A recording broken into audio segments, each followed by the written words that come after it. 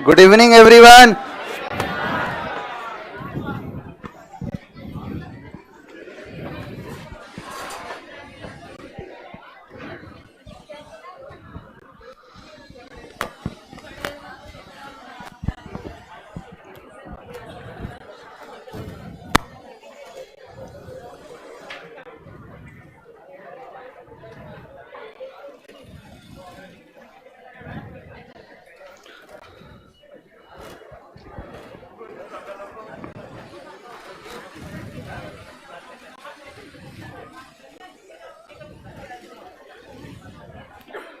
Good evening. Good evening.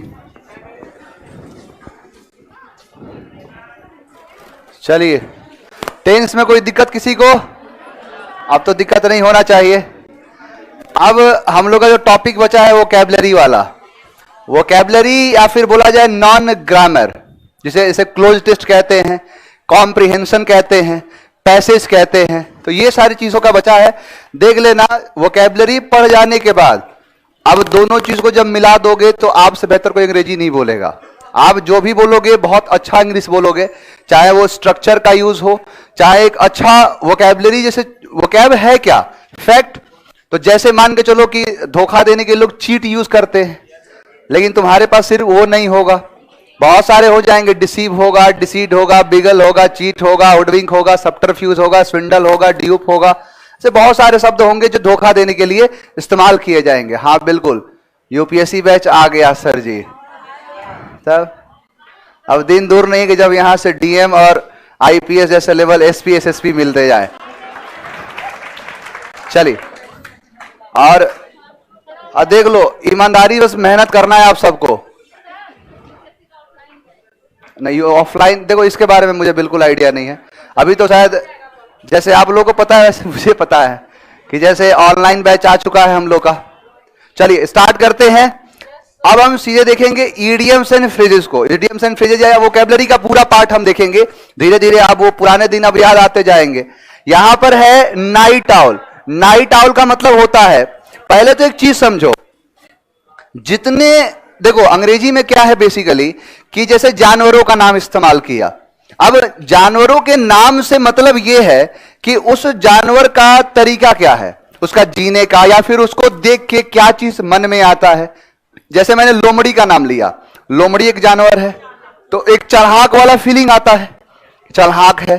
अगर कुत्ते का नाम लिया तो एक वफादारी का मतलब फील जो हो, सेंस, में सेंस की बात करता हूं तो एक वफादारी का टिंज दिखा। गधे का नाम लिया, एक जो दूसरे को देख रहा है कि उधर देख रहा है, वो उसको देख रहा है। अरे गधे का मतलब है कि गधे से मतलब नहीं है, यह है कि उसको देखने के या फिर उसके नाम लेने पर एक कहीं ना कहीं एक ऐसे इंसान की शक्ल आ रही है जो दिमाग से खत्म है। गधा, समझ में आया? बिल्ली का नाम लिया चढ़ाक से, मुर्गी का नाम लिया औरतों से। अंग्रेजी में यही है। आप ये मत कह देना कि सर आप औरतों के खिलाफ बात करते हैं। मेरी क्या विसात जो औरतों के खिलाफ बात करूंगा। मेरा बस इतना कहना है कि जैसे इंग्लिश में आता है हेन पैक्ड हस्बैंड। अब हेन का मतलब मुर्गी। अब यहां मुर्गी से मुर्गी नहीं है, पत्नी है, और उस पति के बारे में बात करता है जो पति अपनी बीवी का गुलाम रहता है, उसे कहते हैं हेन पैक्ड हस्बैंड। आ जाता है हेन पार्टी। तो हेन पार्टी का मतलब ऐसा थोड़े ना है कि मुर्गा मुर्गी सब डांस कर रहे हैं, नाच खा, ये सब नहीं है। औरतें काम कर रही हैं, ये यानी औरतों की पार्टी को हेन पार्टी कहते हैं। तो जितने ये शब्द हैं, इन शब्दों पर कमांड होना चाहिए। एक मतलब ये है कि आपको जैसे कोई शब्द दिखा तो उससे एक रिलेटिव इमेज निकाल लेना है, और यही काम करता है इडियम्स में। जैसे मैंने कहा नाइट आउल, रात से मतलब नहीं है, लेकिन हाँ उल्लू से मतलब नहीं है। उल्लू की तरह रात भर जागता है, यानी उल्लू कहीं ना कहीं दिखाता है कि जो रात भर सक्रिय रहे, और वही है क्या, जो रात भर सक्रिय रहे। क्वेश्चन पूछेगा कि someone who is active late in night, late at night, तो उसे कहेंगे नाइट आउल। यानी कहीं ना कहीं उसमें यह होगा कि अगर आउल जोड़ा है, उल्लू जोड़ा है, तो दो निकलेंगे। पहला हुआ है तो बुद्धू से, बेवकूफ से, या दूसरा होगा कि जो रात भर सक्रिय रहे। तो नाइट आउल का मतलब क्या हो जाएगा, जो रात भर सक्रिय रहे, यानी लेट तक जागता रहे। अब 2 बजे देखा व्हाट्सएप खोल के तो ऑनलाइन दिखा, मतलब कोई बात नहीं, लगा रहने तो 4 बजे देखा फिर भी ऑनलाइन है। और आएगा 3 बजे कमेंट करेगा गुड मॉर्निंग सर। तो इसी को कहते हैं नाइट आउल, जो रात भर सक्रिय रहे, यानी लेट नाइट तक जाता है। यहां पर है लेम एक्सक्यूज। लेम एक्सक्यूज का मतलब होता है झूठा बहाना। लेम का मतलब होता है विकलांग। विकलांग कहना गलत होगा, दिव्यांग कहो। दिव्यांग, देखो यही छोटी छोटी चीजों का ना आप जब बोलते हो तो एट ए टाइम सामने वाले के मन में आपको लेके इमेज बनती है। जैसे देखो क्या हुआ ना कि एक बार वाकया सुनाता हूं। एक बार एक जज साहब थे, तो एक चोर जो था, चोर बेसिकली चोर नहीं था, सप्लायर था। से ये अफीम वफीम हीरोइन की सप्लाई करते हैं ना, स्मगलर, हाँ एग्जैक्टली स्मगलर था। अब जज साहब ने क्या किया, उससे बोला कि इस कितना किलो इसके पास से मिला है। तो बोला किलो नहीं है, 10 ग्राम पकड़ा गया है। 10 ग्राम के लिए 5-10 रुपए के सामान के लिए इतना सब झेला रहे हो इसको। अब वही बताने लगा कि 10 ग्राम की कीमत कितनी है। झूठ बोल रहे तुम, 5-10 रुपए का आता होगा। नहीं सर, इसकी कीमत लाखों में होती है। बोला फोन है तुम्हारे पास? बोला हाँ फोन है। घर पे बोल दो कि अब मैं वापस लौट के नहीं आऊंगा, 6 महीने के लिए जेल भेज रहा हूं। अब इसका मतलब यह है कि जज साहब ने उसके मुंह से उगलवा लिया कि वो कितना जानता है अफीम के बारे में। अब हम लोगों से पूछोगे, हमको पता भी नहीं है कि कैसे मिलता है, क्या होता है, कैसे उसको यूज करते हैं। लेकिन जो करता होगा वो बोल देगा कि नहीं सर, इसको ऐसे इस्तेमाल करते हैं। तो उसके बोले गए शब्दों से ही जो क्वेश्चन का आंसर पता चल जाता है। अब यहां पर है लेम एक्सक्यूज का मतलब होता है झूठा बहाना।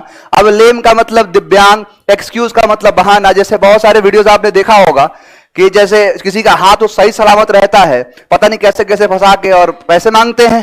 तो उसी को कहते हैं कि जिसे लेम मतलब अपंग बनके, दिव्यांग बनके और क्या कर रहा है, एक्सक्यूज दे रहा है। तो लेम एक्सक्यूज का मतलब क्या हो जाएगा, झूठा बहाना, यानी फॉल्स एक्सक्यूज कह सकते हो।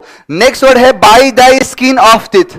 By the skin of the teeth का मतलब होता है बहुत ही कम अंतर पर, या फिर किसी भी, जैसे मान के चलो कि कोई एग्जाम है, उसका कट ऑफ जो बन के गया वो 40.75, और जो व्यक्ति है, कोई एक ऐसा व्यक्ति है जिसका नंबर था 40.50।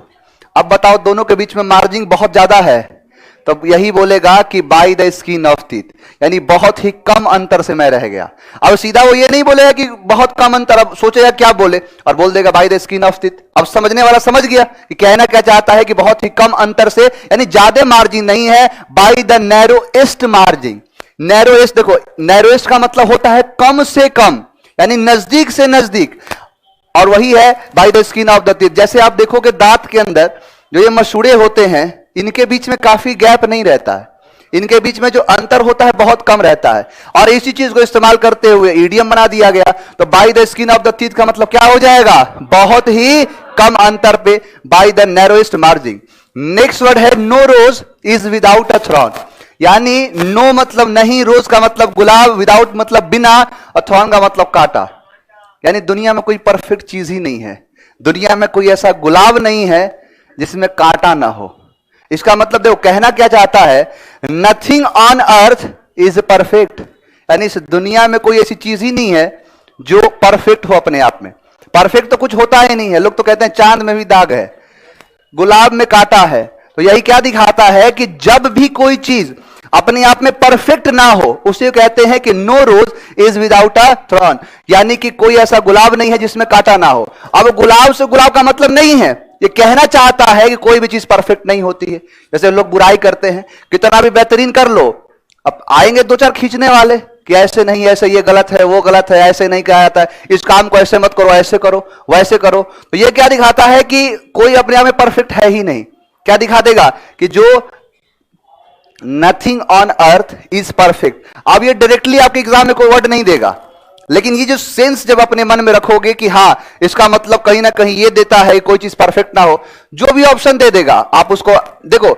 एडीएम ये तो अभी सिखा रहा हूं, लेकिन एडीएम को क्वेश्चन, एग्जाम के क्वेश्चन करने का तरीका बताऊंगा कि कैसे आपको। ये नहीं है कि 4 ऑप्शन दिया है तो उसमें से सही ढूंढने लग रहे हो, जो उससे मेल नहीं खा रहा उसको पहले हटाओ, उसके बाद बढ़ेगा कॉन्फिडेंस ऊपर। नेक्स्ट देखते हैं, नेक्स्ट है बैकआउट।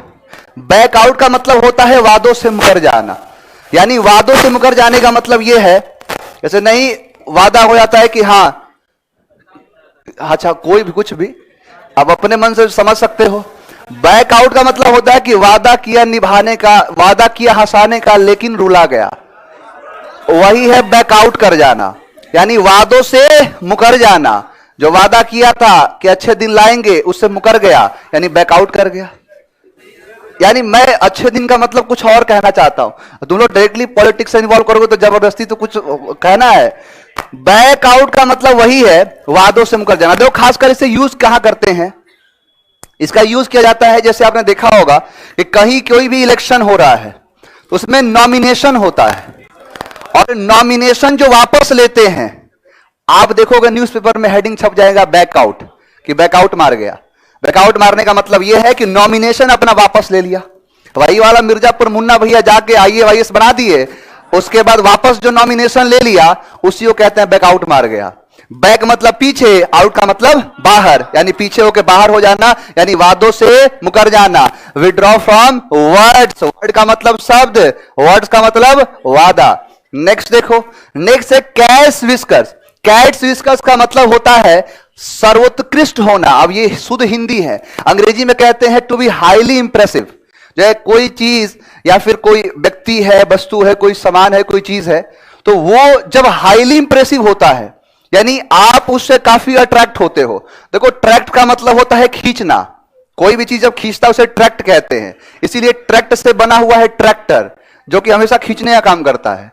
और इसी में आ जाता है अट्रैक्ट, जैसे कोई भी किसी चीज को जब खींचता है अपनी तरफ तो बोलते अट्रैक्टिव है, खींचने वाला है, IV वाला वाली, यानी खींचने वाला है। अट्रैक्शन ION नाउन है, यानी जो खिंचाव है, अट्रैक्शन है। तो वह वही चीज जो आपको अट्रैक्ट करता है उसको कैट्स विस्कस कहते हैं।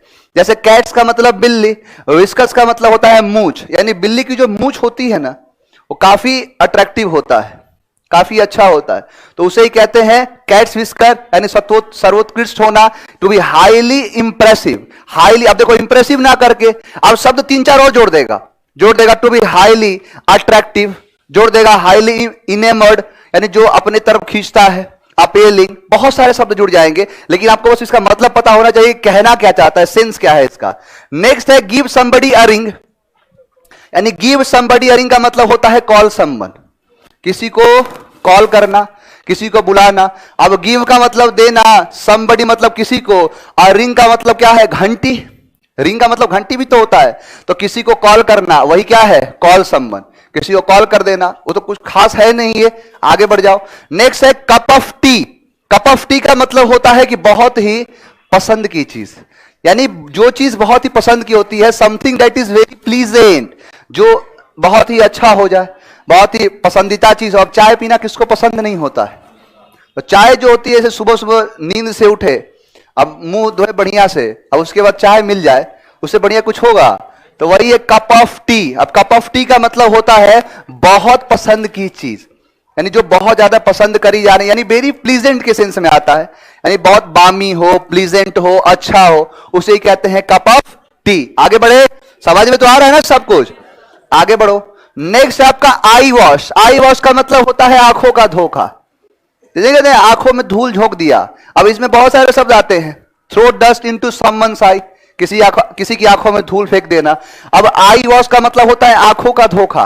आंखों का धोखा का मतलब पता है क्या होता है, हाँ कह सकते हो, बहुत कुछ हो जाएगा। जैसे आप कभी छत पर जाना और छत पर जाके देखोगे तो आपको लगेगा कि जो आसमान है वो कहीं ना कहीं जाके मिलेगा, होता है, लेकिन इसे ही नजरों का धोखा कहा जाता है। या फिर वो छोड़ो, बचपन में जैसे गांव में देखा होगा आपने, मदारी वाले आते हैं, नहीं आता है, आता है तो पता नहीं कैसे कैसे वो क्या क्या किसी हवा में उड़ा देगा, किसी का सर कर्म करके अलग कर देगा, नहीं होता है, उसी को कहते हैं आंखों का धोखा। यानी जो नजरों का धोखा हो जाए उसे ही कहते हैं आई वॉश। वो एक्चुअली वो रियल रहता नहीं है, वो नजरों का धोखा है।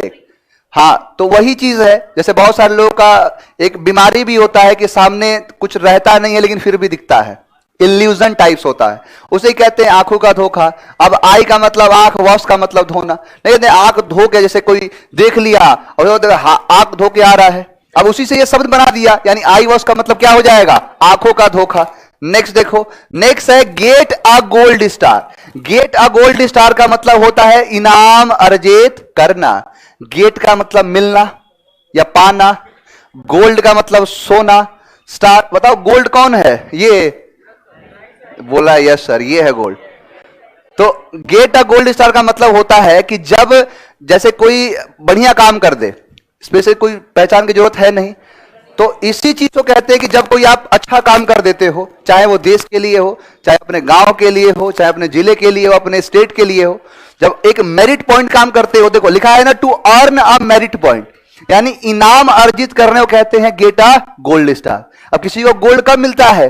जब अच्छा काम कर दे, तो बेहतरीन काम कर देने को गेट अ गोल्ड स्टार कहा जाता है, यानी नाम अर्जित करना, इनाम अर्जित करना, इसी को कहेंगे। अब देखो एक एक शब्द, अब ध्यान से सुनना, एक एक शब्द आपको समझ में आ जाएगा।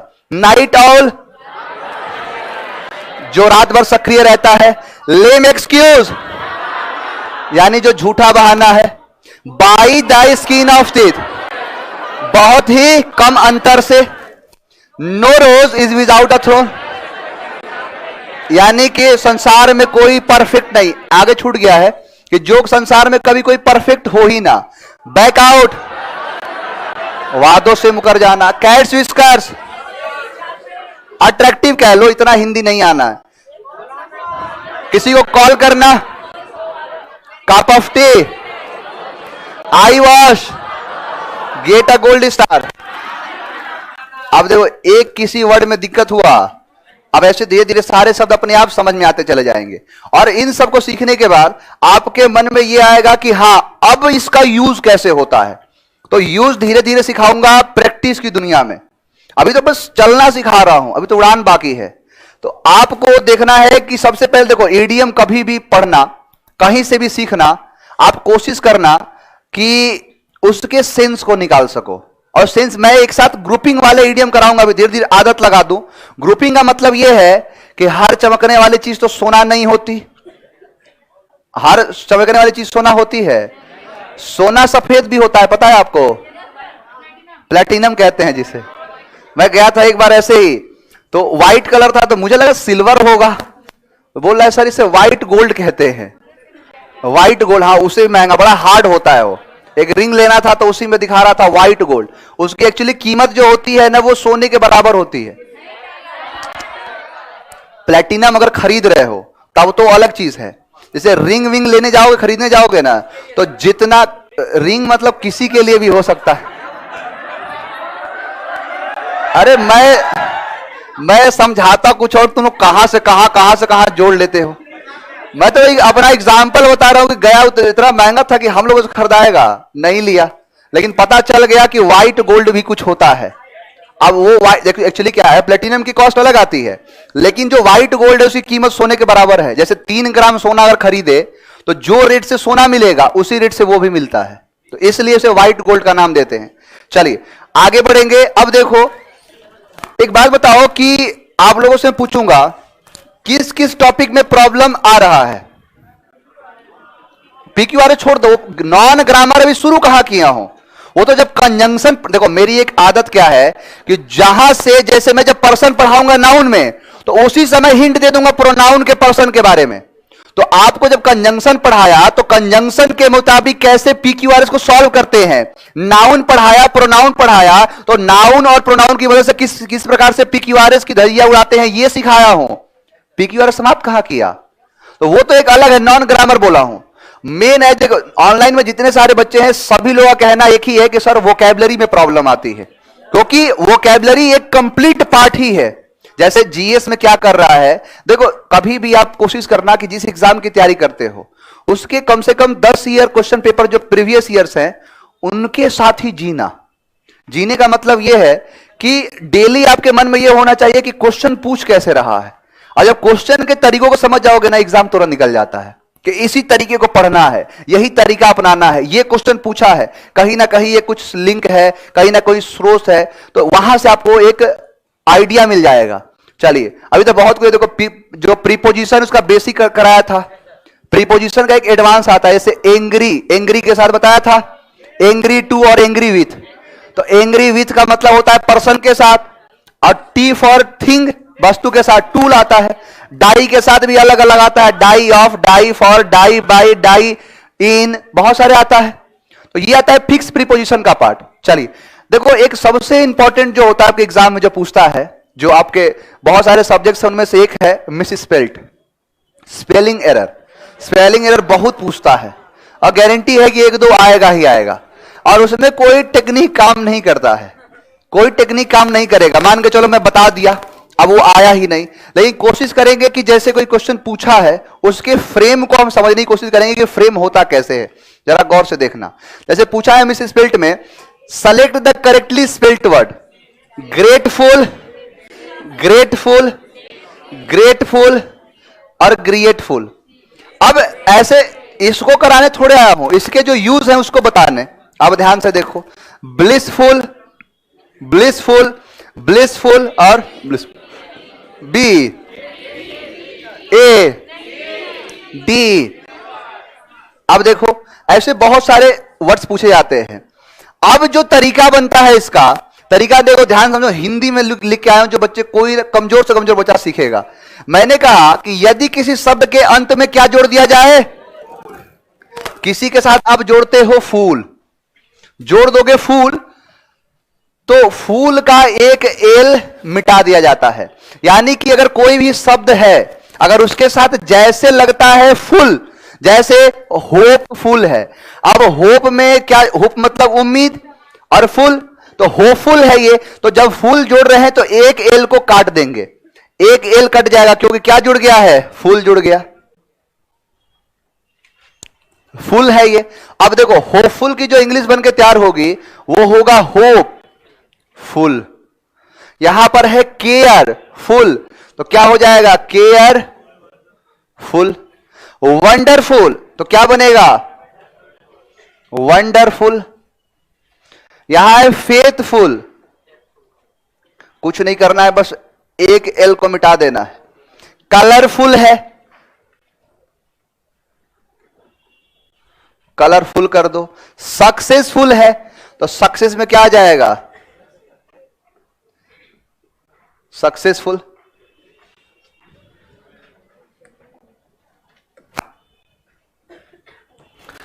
तो जब भी कभी शब्द में आप फुल लगाने की कोशिश करोगे तो एक एल को मिटाना पड़ेगा। जैसे ब्यूटीफुल, तो ब्यूटी प्लस फुल, एक एल को मिटा दो। यानी ये जो है फुल पे लागू हो जाता है, यानी जब भी फुल हो उसमें से एक एल मिटा देना, आपका बन के तैयार हो जाएगा शब्द। इसको नोट कर लो, जैसे लिखा हो वैसे लिखो। दो तीन चार एग्जांपल लिख दो कि जब भी मन करे, जब भी मन में बेचैनी आए, या फिर जब भी कोई क्वेश्चन देखो। देखो यहां जो मिस स्पेल्ट का क्वेश्चन है, एक काम करना, सभी के लिए बता रहा हूं, मिस स्पेल्ट अच्छे अच्छे लोग करते हैं।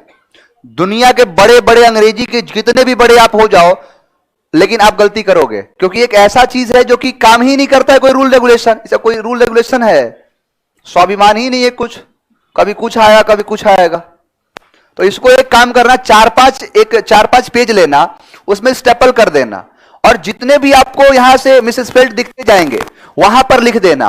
अब जैसे कोई क्वेश्चन लगाओगे और आपसे मिलता जुलता आया, जो पढ़े हो, तुरंत खोल के देखोगे, रिवाइज कर लोगे, तो ये आपके दिमाग में सेट हो जाएगा।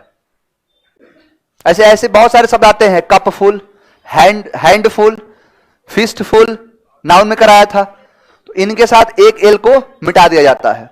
क्लियर है? अब देखो यहां पर है हेल्पफुल। अब हेल्पफुल की स्पेलिंग गलत करता है और यही गलती करेगा, फुल लगा देगा। Harmful, cheerful, truthful, powerful, useful, painful, mindful. अब इन सारे शब्दों में कुछ नहीं करना है, सिर्फ एक एल को हटा दो।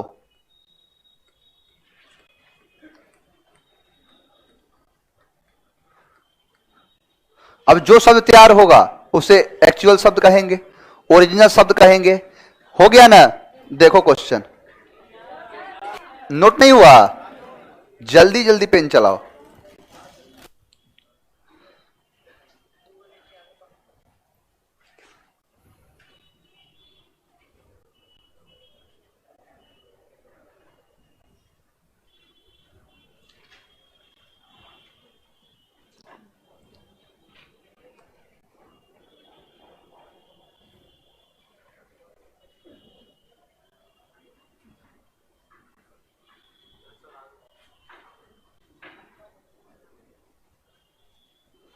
आगे बढ़े। आगे बढ़ने से पहले दो क्वेश्चन पीछे था, देख लो क्या किया है। लिखा है, देखो पहली चीज ये कि जब भी फुल लगेगा तो डबल एल नहीं रहेगा, यही करना है। ये नहीं कि सीधे आंसर पर पहुंच गए, दो को मिटाओ, देखना अपने मन कॉन्फिडेंस जो है आपका ऊपर बढ़ जाएगा। आप जब हटाते हो ना तो कॉन्फिडेंस लेवल बढ़ेगा। अब यहां पर है ग्रेटफुल और यहां पर है ग्रीटफुल। तो एक बात बताओ, ग्रेटफुल होता है कि ग्रीटफुल होता है? ग्रेटफुल होता है ना। GRATEFUL कि GREATFUL? ए में कितने हाथ उठाओ और सी में कितने हैं? तो ग्रेटफुल। तो आई एम वेरी ग्रेटफुल और ग्रेटफुल, ध्यान देना यहां पर, यहां जो है ग्रेटफुल, तो ग्रेट के साथ फुल का इस्तेमाल किया जाता है। जितने ग्रेटफुल कर रहे थे ग्रेटफुल नहीं, ग्रेटफुल होता है। I am very grateful. आगे बढ़े, नेक्स्ट क्वेश्चन, ब्लिसफुल। समझो ध्यान से, ये होगा, ये होगा, दो कट गया, अब बचा क्या? ब्लिस और ब्लिस। तो ब्लिस होता है, ये होता है ब्लिस, और फुल लगा दो तो ब्लिसफुल। ब्लिसफुल का इस्तेमाल किया जाएगा। क्लियर है? बस आपको देखना है कि फुल ना लगाओ, डबल एल लगाओ, काट देना उसे। ऐसे ही बहुत सारे तरीके काम करते हैं। जैसे देखो क्वेश्चन किया है फुलफिल और फुलफिल, फुलफिल फुलफिल, सी ए। अब देखो और भी क्वेश्चन, यही तो कंफ्यूज करता है एग्जाम में, एक जैसा लगता है, समझ में नहीं आता कौन काम करेगा। और देखो स्किलफुल, स्किलफुल, स्किलफुल, स्किलफुल। अब देखो पहला रूल क्या था कि आप पहले फुल को लगा रहे हो तो एक एल को हटा दो। अब देखो यहां पर ये कट जाएगा और ये कट जाएगा। अब बताओ बी और डी चला गया। अब जितने बी और डी में आंसर दे रहे थे वो समझ में आ गया होगा। अब समझो, जो इसका रूल कहता है कि जब भी कोई शब्द, यदि किसी शब्द के अंत में, कोई शब्द है उसके अंत में डबल एल हो और उससे कोई शब्द जोड़ा जाए, यानी एक शब्द ये है और उसके लास्ट में डबल एल है, तो इसके पहले बताया था ना कि डबल एल इसमें भी था तो काट दिए। तो वही रूल कहता है कि क्या हो, जैसे मान के चलो एक वर्ड था ये और दूसरा वर्ड था ये। अब मैंने पहला रूल दिया कि जब ये आखिरी शब्द में डबल एल है तो एक एल को काट दो। तो अब मन में सवाल आएगा ना कि सर इसके पहले वाले शब्द में अगर डबल एल आए तो क्या करेंगे?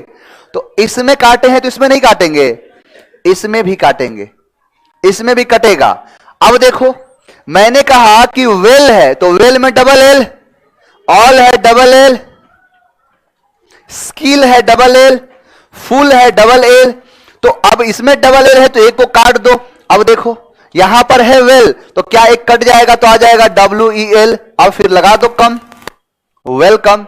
ऑलरेडी, ऑलरेडी, ऑल टुगेदर, तो ए एल कट गया, एक एल, एक एल कटा ना, उसके बाद लगा दो टुगेदर।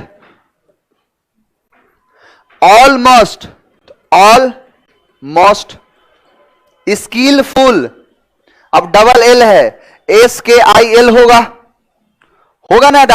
यहां पर स्किल है, एक ही एल बचेगा तो स्किल। अब बताओ स्किलफुल में डबल एल रहेगा। अब डबल एल तो लगा दिए, यानी दूसरे वाले के हिसाब से इसको लिख दिए, लेकिन दूसरा सही करने के चक्कर में पहले वाले को भूल गए। पहले वाला रूल क्या था कि फुल लग जाए तो ये एक रहता है, तो क्या तैयार होगा? स्किलफुल। यहां है फुलफिल, अब फिल है फुल नहीं तो हो जाएगा फुलफिल। स्किलफुल, क्वेश्चन कहां गया? ये रहा। क्या पूछा है? यहां बचा SKIL और SKILL। ए कितने लोग आंसर दे रहे थे? दे रहे थे ना, तो ये नहीं, अब क्या होगा? अब समझ में आया? अब यहीं से स्पेलिंग एरर सुधारना शुरू होगा। मैंने क्या कहा, एक बार रिवाइज कराता हूं दोनों चीजों को। मैंने कहा कि कोई वर्ड है और इसके बाद भी कोई वर्ड है, अगर इसमें डबल एल लगा है तो एक को काट दो, पहला। दूसरा, क्या हो कि जब इसमें भी लगा हो तो इसमें भी डबल एल तो कटेगा, लेकिन एक तीसरा केस क्या बनेगा कि दोनों में डबल एल लग गया तो दोनों में से काट देंगे एक एक को। और वही क्या था? स्किलफुल, यानी SKILL और था फुल, तो एक एल तो ये वाला कट जाएगा पहले वाले के हिसाब से, और दूसरे वाले के हिसाब से ये कट गया। अब दोनों को जोड़ दो तो बन गया क्या? स्किलफुल। समझ में आया? यही क्वेश्चन पूछता है एग्जाम में। अब देखो एक और था ना, फुलफिल। अब एक बात बताओ, डबल एल है, अब डबल एल है तो डबल एल होगा, डबल एल होगा। अब बच गया ये। अब एक बात बताओ, कितने सी आंसर दे रहे हैं बताना तो। देख रहे हो ये? एक बात बताओ कि कहा था फूल को, तो क्या फील लगेगा उसमें भी काट दोगे? अरे फूल के साथ करना है, फील के साथ नहीं। यही तो तुम लोग आगे पढ़ते हो, पीछे देखो। यदि किसी शब्द के अंत में फूल जोड़ा जाए, यानी किसी के अंत में फूल जोड़ा जाए, तो एक फूल को हटा दिया जाता है, यानी एक एल को, फूल में से एक एल को हटा दिया जाता है। पहला रूल। दूसरा रूल यह कहता है कि जब भी किसी कोई भी शब्द हो, अब यहां पर है कोई भी शब्द, कोई मतलब उसमें था फूल, लेकिन इसमें है कोई भी शब्द हो, उसके आखिरी में डबल एल है, तो फिर वहां से एल को मिटा देंगे। लेकिन यहां जो बाहर वाला जो शब्द है वो सिर्फ शब्द है फूल, फूल में से निकालेंगे। अब इसका मतलब ये थोड़ा ना है कि फील रहेगा उसमें से निकाल दोगे, सिर्फ किसमें से निकालोगे? फूल से। इसको लिख लिए? लिखो ना, ये अमृत है, ये अमृत है, अमृत। मिलेगा कहीं? जाओ चाहे दिल्ली, मुंबई, आगरा, नहीं मिलेगा ये सब।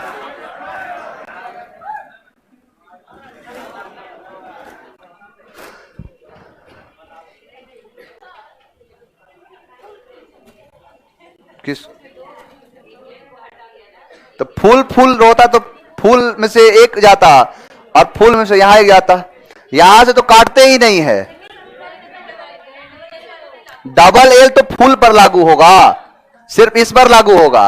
अब यहां पर कुछ भी दिखेगा तो काट दोगे? कुछ भी में से नहीं, सिर्फ फूल में से, फूल में से काटते हैं।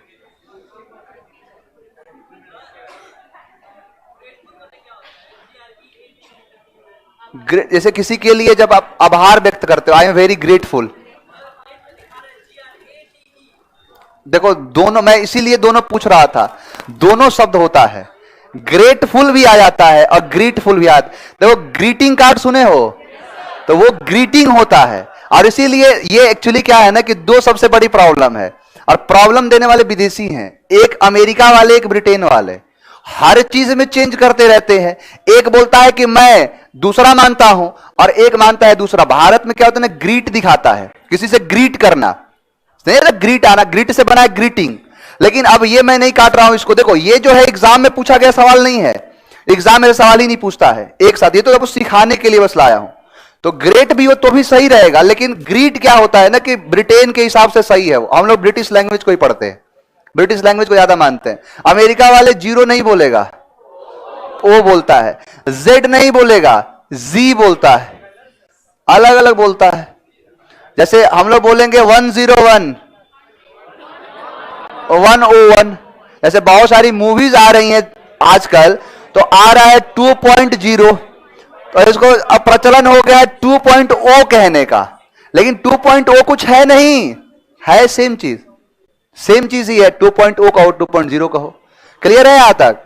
अब जैसे देखो धीरे धीरे क्या होगा ना कि अभी आप ये, मैं तो ये देख रहा हूं कि तुम लोग आज से पहले इससे कभी परिचित नहीं हुए हो, इसका मतलब जीवन में पहली बार देख रहे हो।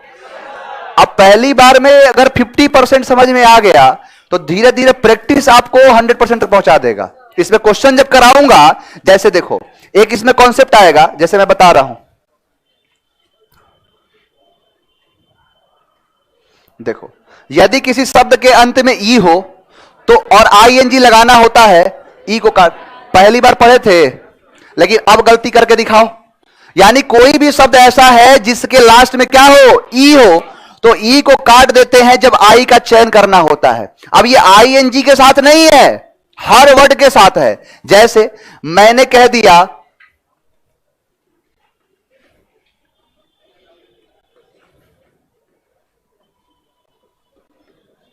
डेमोन्स्ट्रेट, अब बताओ डेमोन्स्ट्रेट है ना।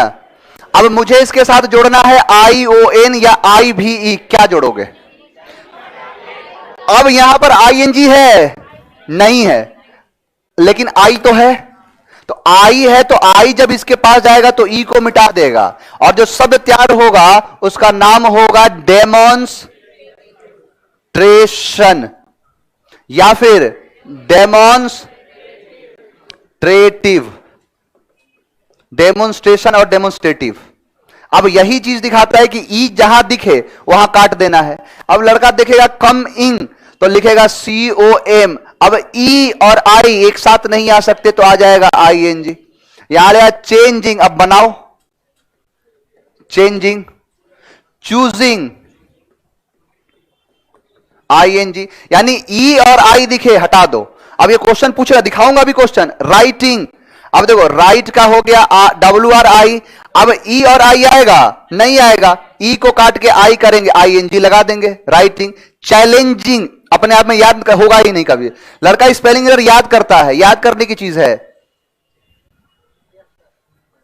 अब ई है कन्वर्ट हो जाएगा ING आई में। देखो क्लोजिंग, अब क्लोज का स्पेलिंग तो सबको पता होता है, मैंने कह दिया क्लोज, क्लोजिंग। अब ये सारे शब्द समझ चुके हो, अब बताओ कि ये समझाया तो ऐसा लगा कि कुछ नया सा कुछ देखने को मिल गया है? नहीं लगा होगा, पहले बता चुका हूं, बताया नहीं हूं।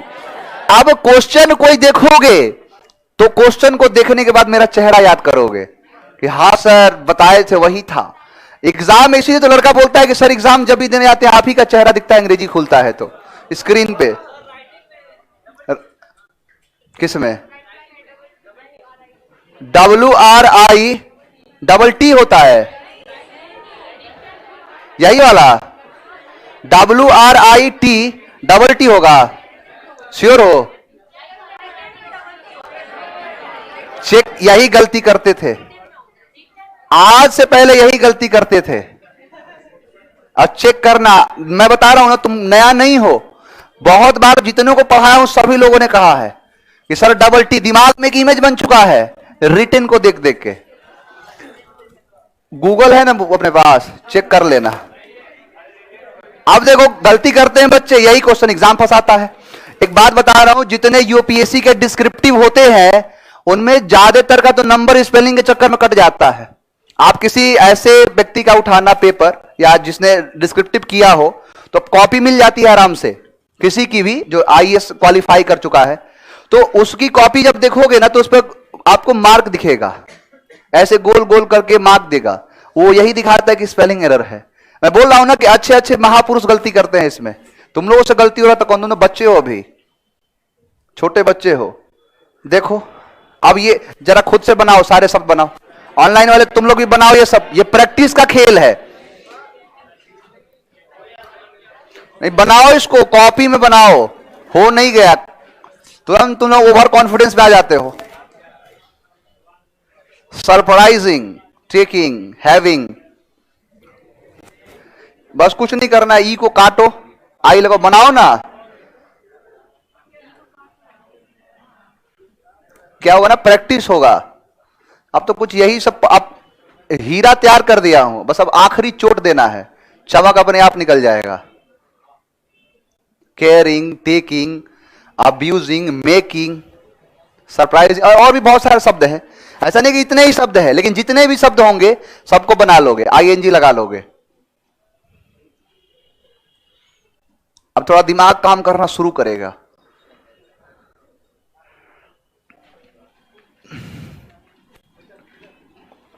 बन गया इन सब का। जैसे ड्राइव है तो कुछ नहीं करो, ई को काटो, ING लगा दो,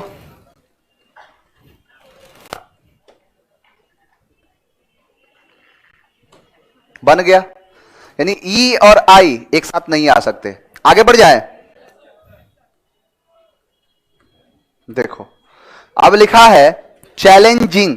अब ये क्वेश्चन जब देखोगे तो क्वेश्चन आपको ध्यान सुनो, पहले ING जोड़ा है, ING है, आई से पहले ई नहीं होगा, ए गया बी गया, कत्लेआम मचा दो। नादिर शाह की तरह, जिस प्रकार से दिल्ली में नादिर शाह ने रोड पर कत्लेआम मचा दिया, अब इसका ये मतलब एग्जाम में तुम लोग बैठो तो कत्लेआम मचाने वाले लोग काटना शुरू करो, क्वेश्चन को काटना शुरू करो। आई है तो ई नहीं होगा, दो ऑप्शन चला गया, कॉन्फिडेंस हाई। अब देखो CHALLAN जी और CHALLE, तो ई होता है, ए नहीं, ऑप्शन नंबर सी। समझ में आया? ऐसे ही बनाना है। और भी देखो एक दो और ट्रिक देता हूं। देखो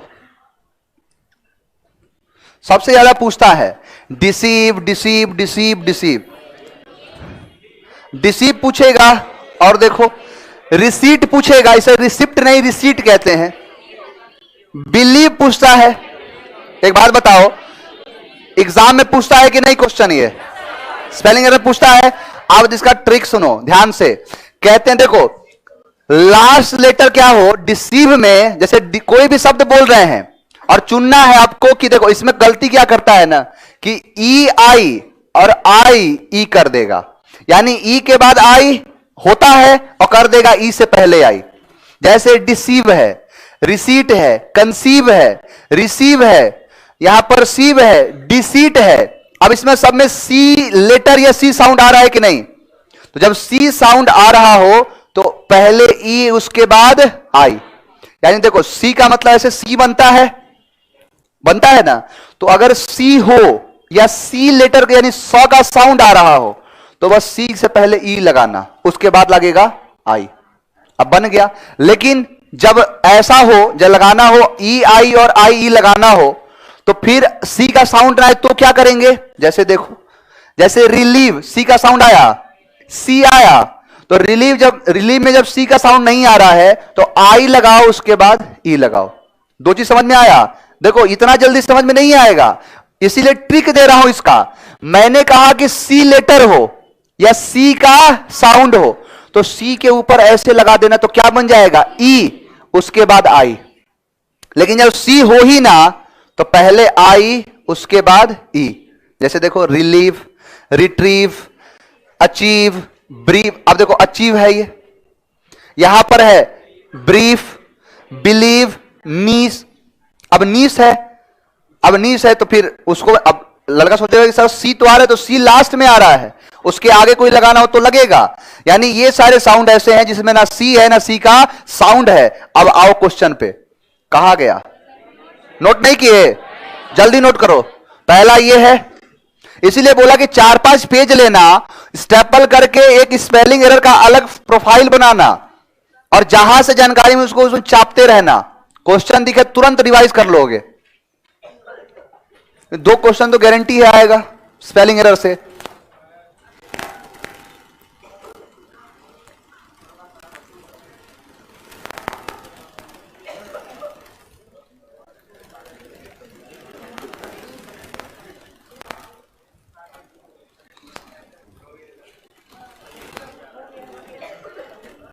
डाउट है किसी को?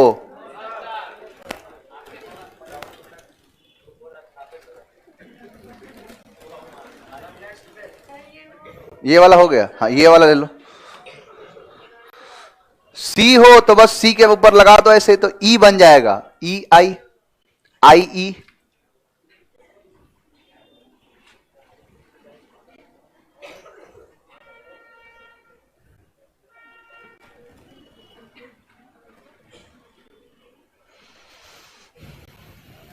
हो गया? देखो क्वेश्चन पूछा था, जल्दी पेन चलाओ।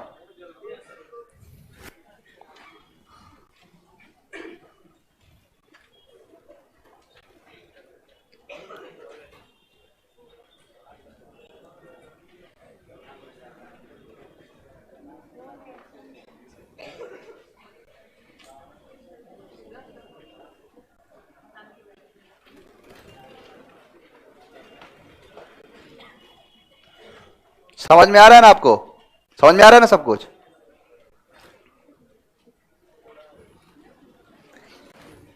आ जाए क्वेश्चन पे? चलो ध्यान देना। क्वेश्चन पूछा है, ध्यान से सुनना। क्वेश्चन पूछा है, देखो डिसीव का पूछा है, तो डिसीव में सी आ रहा है, सी के बाद ई पूछ रहा है, तो सी है तो ई के बाद आई आएगा ना। अब देखो ई के बाद आई यहां है, ई के बाद यहां है, ई के पहले आई है, इसमें तो है ही नहीं कुछ भी नहीं, ये तो पहले जाएगा। यहां भी ये भी गया। अब देखो अब यहां ई के बाद आई, ई के बाद आई, तो DEC DIC नहीं होता है तो डिसीव, यानी सी के बाद ई आई। ऐसे ही देखो यहां पर है रिसीट, रिसिप्ट नहीं रिसीट कहते हैं। अब ध्यान देना, एक बार बताओ, सी का साउंड आ रहा है तो आई के बाद ई होता है? नहीं होगा। ई के बाद आई आता है, यहां तो कुछ है ही नहीं, तो या तो ये या तो ये, दो बचा ना, दो ऑप्शन तो आराम से उड़ा दोगे। अब दो ऑप्शन में क्या है? REC, अब सी आया तो सी के बाद EI होता है, ये S है तो ये नहीं होगा, क्या होगा? D। समझ में आया? तो कहीं भी जब सी का हो तो EI लगाना। लेकिन देखो ये, अब बिलीव में, बिलीव के बाद सी तो है नहीं, तो सी नहीं है तो ई के बाद आई नहीं होगा, उल्टा होगा, आई के बाद ई, आई के बाद ई, आई के बाद ई, ये गया और ये गया, दो को हटा दिया ना। अब देखो बी आई नहीं, बीई, बिलीव हो गया। तो ये आपको मदद देता है किसी भी स्पेलिंग को गलत ना होने, यानी गलत ना होने दो। ये आपको मदद देगा कैसे किसी चीज को बनाते हैं। और ये एक क्लास का नहीं है, ये आपको कई दिन लगेंगे, धीरे धीरे धीरे धीरे। कितना कचरा दिमाग में गया है, तो बोला था राइटिंग की डबल टी लगा रहा है, ऐसे बहुत सारे कॉन्सेप्ट आएंगे जहां पर आप गलती करते हो, तो उससे बचना है। क्लियर? अब धीरे धीरे हम सारी चीजों को समाप्ति कगार पर बैठेंगे। चलिए मिलते हैं कल। Thank you very much.